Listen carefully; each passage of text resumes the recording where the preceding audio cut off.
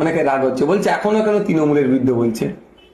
আরে তৃণমূলের সব থেকে বড় অপরাধ তৃণমূল করেছে বিজেপিকে হাত ধরে বাংলায় নিয়ে আসা।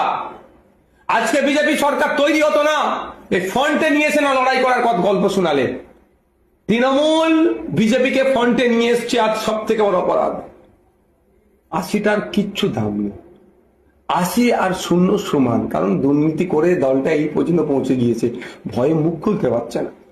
গতকালকে দেখছিলাম শিয়ালদাতে কোনো একটা কারণে এই একটা প্রোটেস্ট করছে, হকারদেরকে নিয়ে প্রোটেস্ট করছে, পজিটিভ, আমার কাছে নেগেটিভ পজিটিভ। সেখানে দেখলাম ৩ জন মাত্র এমএলএ, যে দলে ৮০টা এমএলএ ৩ জন এমএলএ। শুধু তাই নয়, আর কর্মী সমর্থক মিলিয়ে ২০টা থেকে ২১টা হবে না। মানে বুঝতে পারছেন দলটা কি লেভেলে পৌঁছেছে। আমি বলেছিলাম ৬ মাস যাবে না এই দল ক্ষমতা থেকে চলে গেলে পোস্টে আপনার ফ্ল্যাগ মাদার লোক পাওয়া যাবে না, বলেছিলাম অনেক আগে। দেবেন পুরাতন রেকর্ড খুঁজে বার করবেন, পেয়ে যাবেন আপনারা। আর সেই জায়গায় যাচ্ছে।